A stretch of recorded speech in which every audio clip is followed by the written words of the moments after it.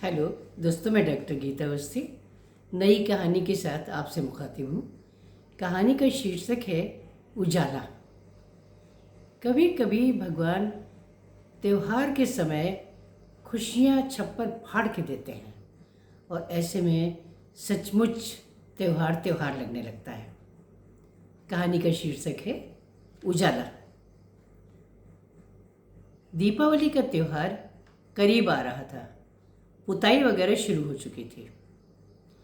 दिन भर की थकान के बाद मैं थोड़ा सा लेटी ही थी कि पुतुल की अस्पष्ट सी पुकार मुझे सुनाई दी। शीघ्र ही उठकर उसके कमरे की खिड़की पर गई थी। देखा तो वो पानी मांग रहा था। उसके जग का पानी खत्म हो गया था। उसे पानी देकर वापस लेटी ही थी कि निगाह पुतुल के फोटो पर गई। 1.5 वर्षीय पुतुल बड़ी मासूमियत से मुस्कुरा रहा था। कौन कह सकता था कि हमारे पुतुल का ये पुराना फोटो है। शादी के 4 वर्ष बाद पहली बार दिन चढ़े तो कानों में घंटियां सी बजने लगी थी। अब कोई खुसुर पुसुर उसके बारे में नहीं होगी। सासू माँ भी दबे छिपे शब्दों में रहस्य जाने की कोशिश नहीं करेंगी। ये सोचकर मन हवा में उड़ता चला जा रहा था। वैसे सासू माँ गलत कभी नहीं रही। हर माँ चाहती है कि वो अपने पोते को गोद खिलाए, उसकी शरारतों से आनंदित होकर उसके किस्सों को अपने हमउम्रों को सुनाए। अब अगर भगवान ने उनकी कामना 4 वर्ष तक पूरी नहीं की थी तो बेचैनी स्वाभाविक थी। पोता आने वाला है ये सुनकर तो उन्होंने कोई मंदिर नहीं छोड़ा था जहाँ जाकर शीश न झुकाया हो। मस्तिष्क ज्वर के आघात के बाद जब पुतुल विक्षिप्त वो हिंसक हो गया था तब उनके आंसू रोके नहीं रोकते थे। हम अपना दुख भरसक छिपाने की कोशिश करते थे ताकि उनका दुख और गहरा ना हो जाए। ये हादसा होने के कुछ ही दिन बाद 5 वर्षीय पुतुल ने अपनी दादी को बुरी तरह से नोचा व काटा था। वे लहूलुहान हो गई थी पर उनकी आंख में एक भी आंसू नहीं आया था और न चेहरे पर आक्रोश। मैंने पुतुल को 4-6 थप्पड़ लगा दिए थे तो दुखी होकर बोली थी, मत मार बेटी। अगर उसे होश होता तो क्या वो अपनी दादी को मारता? शायद पुतुल की बीमारी ने उन्हें गहरी चोट पहुंचाई थी। 6 माह बाद ही वो हम सबको छोड़कर चली गई थी और मैं तथा नितिन अंधेरे में किसी सहारे की तलाश में भटकते रहते थे। पहले हम लोग पुतुल को कमरे में बंद नहीं करते थे, तब भी वो अनमना सा यहाँ वहाँ घूमता रहता था। उसके चेहरे के स्वाभाविक भाव गायब हो चुके थे। बुखार आने के पहले वो दादी से लिपट कर जब तक 2-4 कहानियाँ नहीं सुन लेता था तब तक उसको नींद नहीं आती थी। पर बाद में दादी को देखकर भी उसके चेहरे पर कोई भी प्रतिक्रिया नहीं होती थी। उसका चेहरा सपाट रहता था। कहानी सुनाने की बात पर भी वो कोई प्रतिक्रिया नहीं देता था। रोज शाम अपने डैडी का इंतज़ार करने वाला पुतुल डैडी को ऐसे देखने लगा था जैसे वो उन्हें पहली बार देख रहा हो। रोज नए नए व्यंजन की फरमाइश करने वाला पुतुल बिल्कुल शांत हो गया था। बाद में उसकी पसंद की डिशेस बनाकर देने पर भी वो उधर देखता भी नहीं था, या फिर जानवरों की तरह टूट पड़ता था। ऐसा लगता था कि स्वाद नाम की चीज को वो भूल चुका है। दोस्तों पर जान छिड़कने वाले पुतुल के पास उसके जिगरी दोस्त भी आने से डरते थे। एक बार मनोवैज्ञानिक के कहने पर रितेश को उसके पास जाने के लिए जैसे तैसे मनाया था। जैसे ही रितेश उसके कमरे में घुसा था, पुतुल ने पीतल का गुलदस्ता उसे खींच के मार दिया था। रितेश की आंख किसी तरह बच गई थी, परंतु कनपटी पर वो निशान शाश्वत हो गया था। रितेश वहीं बेहोश हो गया था, साथ ही हम लोगों के होश भी उड़ गए थे। महीनों तक रितेश के मम्मी पापा का सामना करने की हिम्मत नहीं होती थी। हालांकि वे लोग बहुत ही शरीफ थे। उस घटना के बाद से हम लोगों ने अपनी जिंदगी के उजाले को एक कमरे में बंद कर दिया था। बस एक खिड़की से वो बाहरी दुनिया देख सकता था। खाने पीने की अधिकांश चीज़ें मैं बाहर खिड़की से ही पास में रखी मेज पर रख देती थी। शायद बार बार कमरे की कुंडी बंद करने की हिम्मत मुझ में नहीं थी। पुतुल के कमरे की खिड़की बाहर खुलती थी। कभी कभी स्कूल जाते बच्चे उसे अजूबा समझकर गेट के पास खड़े होकर उसे देखा करते थे। कुछ बच्चे शरारतन उसे इशारे से चिढ़ाते भी थे। ऐसे में पुतुल बहुत आक्रामक हो जाता था।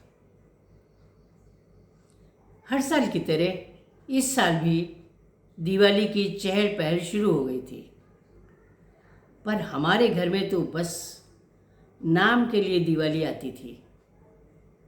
पुतुल की खिड़की उसके अलावा कुछ सोचने ही नहीं देती थी। डॉक्टर का इलाज पिछले कई वर्षों से लगातार चल रहा था और वे आशा दीप जलाए रखने को बार बार कह रहे थे। डॉक्टर का कहना था कि चूंकि हमने इलाज फौरन शुरू कर दिया है, इसलिए 80% पुतुल के ठीक होने की संभावना है, और यदि वो ठीक ना भी हो सका तो हिंसक नहीं रहेगा, मात्र कुछ प्रतिशत विक्षिप्तता रह जाएगी। ऐसी बातों से आंखों में आंसू आ जाते थे कि जाने कब वो दिन आएगा। मैं और नितिन किसी दूसरे बच्चे के बारे में सोचना भी नहीं चाहते थे। कारण था पुतुल की देखरेख में कोई कमी ना आने पाए। शाम बाहर बैठी मैदान में खेलते बच्चों को देख रही थी। सामने अनेक चित्र बन बिगड़ रहे थे। कैसे पुतुल मैदान से दौड़ता हुआ घर आता था और सीधे फ्रिज खोलकर कुछ न कुछ खाने लग जाता था। स्कूल से लौटकर बस्ता पटक कर सीधे खेल के मैदान की तरफ भागता था।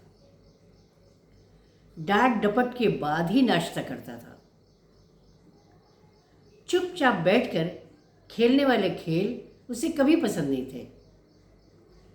बस दिन भर उसे दौड़ धूप अच्छी लगती थी। अब बस कमरे में बैठा बैठा कभी कभी अपना लूडो खेलता रहता है और खेल के दौरान अपने आप से बातें करता रहता है।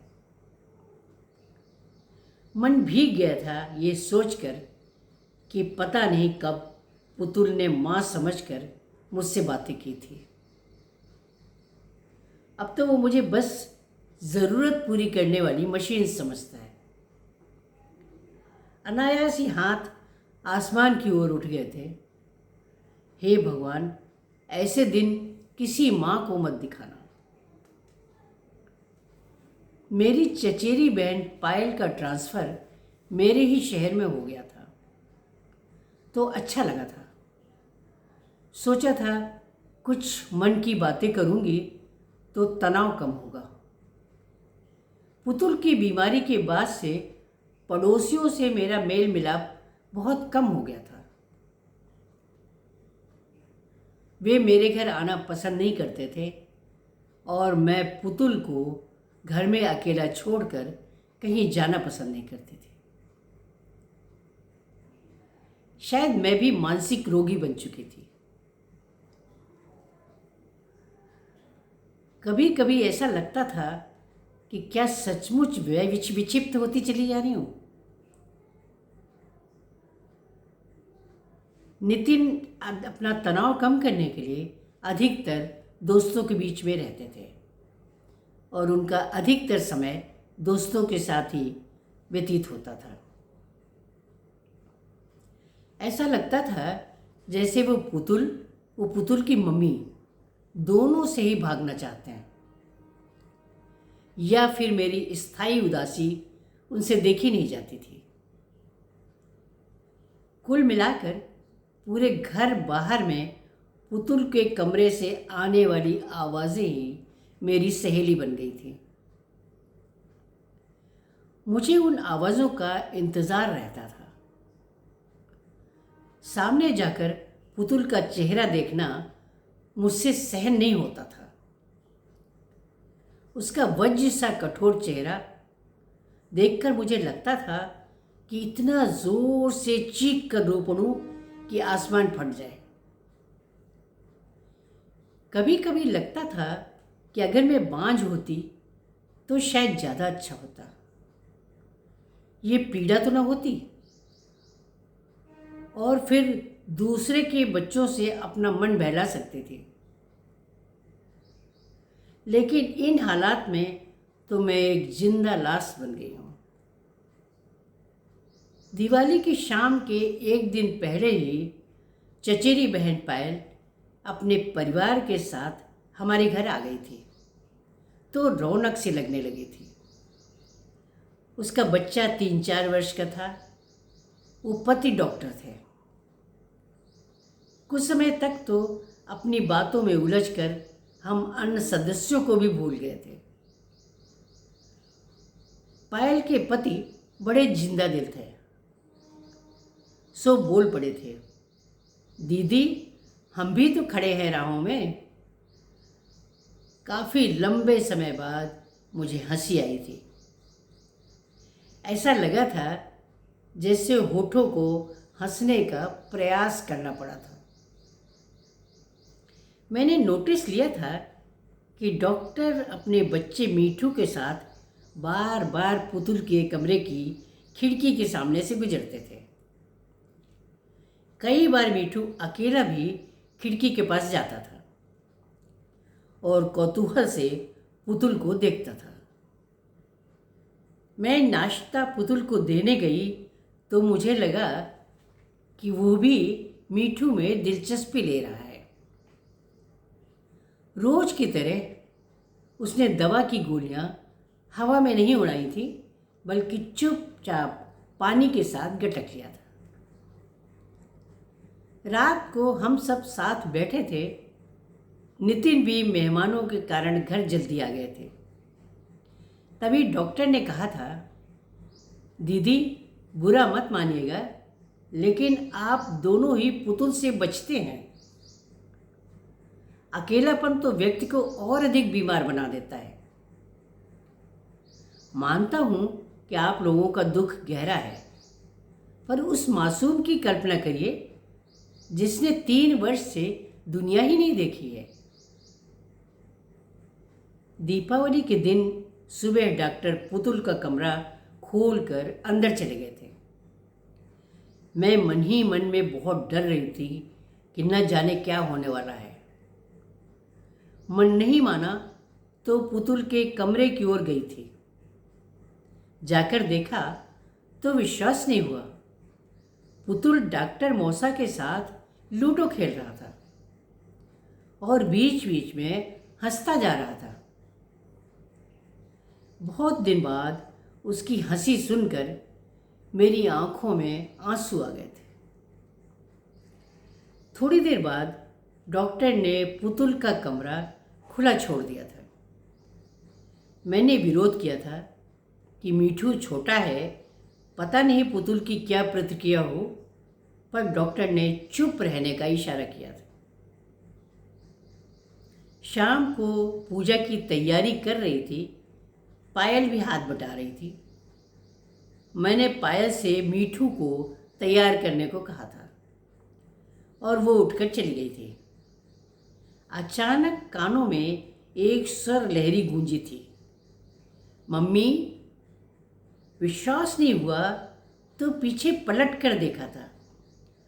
पुतुल मेरा पल्लू पकड़े खड़ा था। मम्मी, मैं भी नए कपड़े पहनूंगा, पटाखे भी फोड़ूंगा।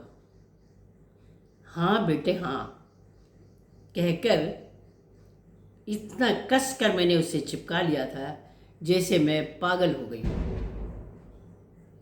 मैं बेतहाशा उसे चूमे जा रही थी, तभी पायल की आवाज़ आई थी, चलो दीदी आज सच्ची दिवाली मनाएं। मैंने देखा था कि दरवाजे पर डॉक्टर, नितिन, मीठू सब मुस्कुरा रहे थे। नितिन ने पास आकर कहा था, खुश होना, आज हमारा बेटा वापस आ गया है। मैंने हाँ में सिर हिला दिया था और घी के दीपक जलाने चल दी थी, क्योंकि हमारे घर सचमुच उजाला हो गया था। नमस्कार।